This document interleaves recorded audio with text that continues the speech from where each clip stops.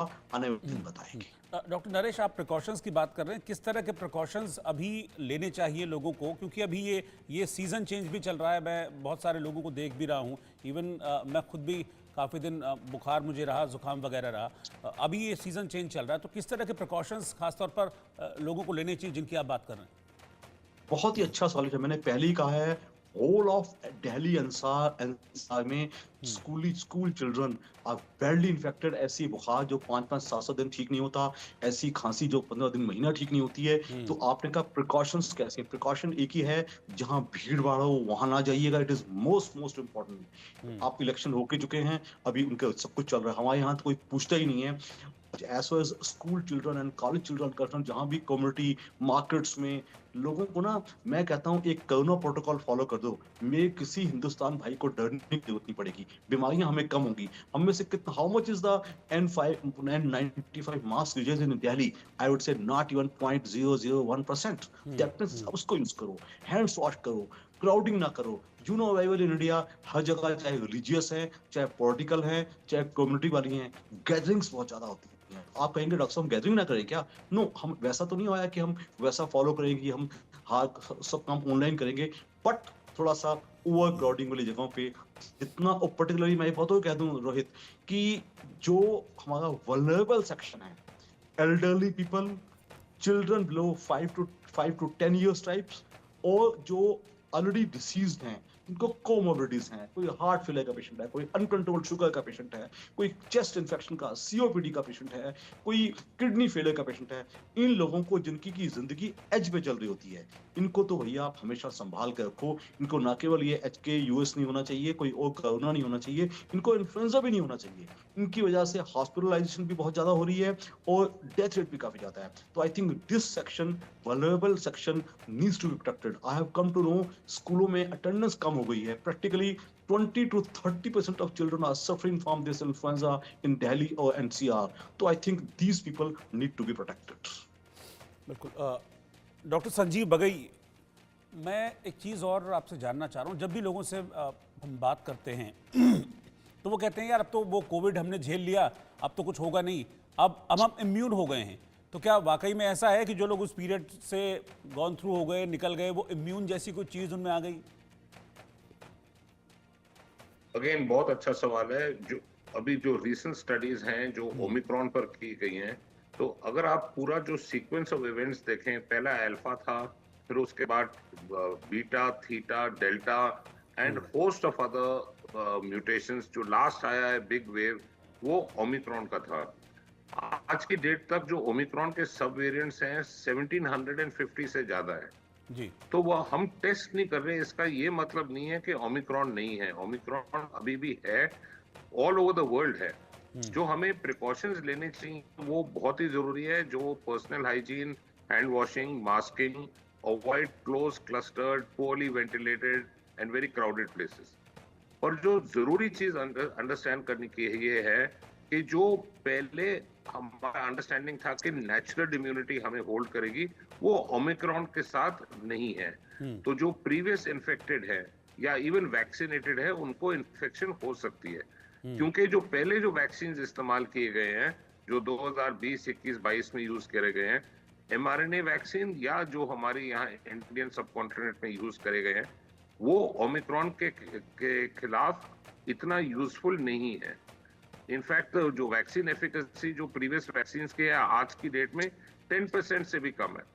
Natural immunity आपको एक हद तक प्रोटेक्ट करेगी, बट ओवरऑल आपको एडिक्वेट प्रोटेक्शन नेचुरल इम्यूनिटी से नहीं है। तो जो मेन सेफ्टी हमारे अपने हाथ में है।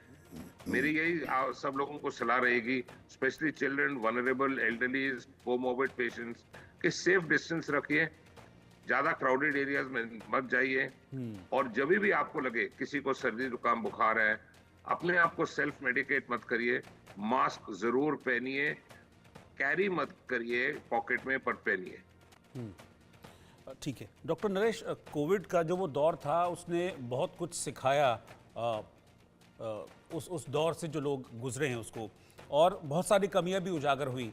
फिर चाहे वो मेडिकल इंफ्रा की कमियां हों, हालांकि धीरे धीरे हमने उसको मजबूत किया अपने देश में मेडिकल इंफ्रा को, लेकिन क्या आज का जो हमारा मेडिकल इंफ्रा है, क्या ऐसी किसी भी महामारी के लिए तैयार है? It's a very good question. Let me tell you one thing very frankly. मुझे अच्छी तरह याद है जब पहला लॉकडाउन लगा था, इट वाज ए कहते हैं मिलिट्री स्टाइल लॉकडाउन। लेकिन लोगों को फोर्स करना पड़ता था, पुलिस वालों को डंडे मार के लोगों को घर में बिठाना पड़ता था। somehow not to quote this way, but we as Indians tend to be less disciplined. तो कहीं ना कहीं कोविड से अगर हम एक चीज सीख जाएं कि वी हैव टू डिसिप्लिन, मेरी हिफाजत करना मेरी जिम्मेवारी है, ना वो सरकार की है, ना समाज की है, ना आरडब्ल्यू की है। अगर ये चीज हम सीख लें तो वी लॉन्ग वे। आपका पूछना कि क्या इंफ्रास्ट्रक्चरल वाइज, हेल्थ वाइज क्या हम बेटर हैं, what to talk of the distant places in India, rural places, even I would say places like Delhi NCR में भी हम ऐसा क्लेम नहीं कर सकते। We need to have more. उस टाइम बहुत बड़े चैम्बर्स बनाए गए थे, ऑक्सीजन सिलेंडर्स होना चाहिए, प्लांट्स लगने चाहिए, सब कुछ किया गया था। Whether they are in ready shape, whether they are in deliverable stage, I think much more needs to be done. तो आई थिंक इसे you know very well, health wise India का बजटरी एलोकेशन काफी कम पाया जाता है, तो funds की दिक्कत अलग है। लेकिन मैं कहता हूँ इंडिविजुअल इंसान अगर ये चीज सीख जाए कि मेरी हिफाजत मेरी जिम्मेवारी, तो I think we can go a long way. Let me tell you one thing, even in the time of story 1 April 21st, I remember इतनी हपड़ा डपड़ी मची थी, इतनी पैनिकनेस थी, लोगों ने ऑक्सीजन सिलेंडर्स घरों में रखना शुरू कर दिया, लोगों ने एसेंशियल ड्रग्स स्टॉक करना शुरू कर दिया, लोगों ने आईसीयूज में जहां मरीज जिनको नहीं चाहिए वहां बेड्स ब्लॉक कर दिए। I think down the line we need to inculcate a feeling of discipline on all this wise. As well as infrastructurally, I would say much more needs to be done than we have. But don't forget, even the developed West, Europe, हर जगह खुलेआम होती हुई थी, despite having the best. तो हमें और बेहतर करने की जरूरत है, but I always say responsibility starts with me first. अगर मैं वो करता हूँ, अपनी प्रिकॉशंस लेता हूँ, आपके घर के परिवार के दूसरे सदस्य जो वल्नरेबल हैं उनको बचाता हूँ, तो if you start from one family unit and this message spreads. Plus don't forget, nutritionally हम सच है कि जब से ये कोरोना आया था हमारे देश में 225 करोड़ यूनिट लगी थी, प्रैक्टिकली 100 करोड़ लोगों को कोरोना की वैक्सीन लगी थी, बूस्टर ज्यादातर लोगों ने नहीं लगाया, उससे हम कुछ हद तक बचे हुए हैं, whether it is cross protection और नॉट। बट 2 मोर वैक्सीन जो कि इंडिया में इजीली अवेलेबल हैं, इन्फ्लुएंजा की वैक्सीन और न्यूमोकोकस की वैक्सीन। मैं कहूंगा कि एटलीस्ट जो vulnerable, it's a message to all the viewers of your channel, ये 2 टीके एटलीस्ट वल्नरेबल सेक्शन को, चाहे वो बूढ़े हैं, बड़े बूढ़े हैं, कोमोर्बिड बीमार हैं, चाहे छोटे बच्चे हैं, इन्फ्लुएंजा और न्यूमोकोकस, इससे बचाया जाए, ये हमारे हाथ में है, ये हम आसानी से कर सकते हैं। ठीक है डॉक्टर संजीव बघेल, इसी पर मैं आपका भी रिएक्शन चाहूँगा कि मेडिकल इंफ्रा जो है हमारा हमारी कंट्री का, उसको लेकर आप क्या कहना चाहेंगे? जो हमने देखा है कोविड के साथ, जो एक तो इंडिविजुअल मैसेज है सब लोगों को, public awareness about personal hygiene, पर ये वेकअप कॉल थी इंडिया के लिए। एंड आई मस्ट एडमिट कि जो गवर्नमेंट इन पावर थी उस टाइम और अभी भी, उन्होंने बहुत अच्छे कदम उठाए हैं। खाली बेड इंक्रीज नहीं हुआ है, मेडिकल कॉलेजेस ज्यादा इंक्रीज हुए हैं, मेडिकल सीट्स इंक्रीज हुई हैं, हॉस्पिटल बेड्स इंक्रीज हुए हैं, total number of doctors available as a force in India वो इंक्रीज हुए हैं, आईसीयू बेड्स में इंक्रीज हुआ है, oxygen concentration plants, oxygen delivery supplies improve हुई है, और जो ओवरऑल हमारा मैसेजिंग है, जो ओवरऑल हमारा पब्लिक अवेयरनेस कैंपेन है, पहले से बहुत ज्यादा अच्छा है। तो वैसे we are in a better position.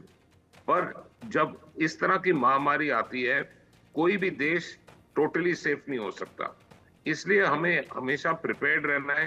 But अभी फिलहाल जो सिचुएशन है, पैनिक की नहीं है, अवेयरनेस की जरूरत है। ठीक है सर, आप दोनों का शुक्रिया साथ में जुड़ने के लिए और सारी डिटेल में इन चीज़ों को बताने के लिए कि सबसे ज़रूरी ये है कि आप खुद सावधान रहें, किसी भी तरह की लापरवाही न करें, तो फिर किसी भी बड़े संकट से बचा जा सकता है। फिलहाल एक छोटे से ब्रेक के लिए हम यहाँ पर रुक रहे हैं।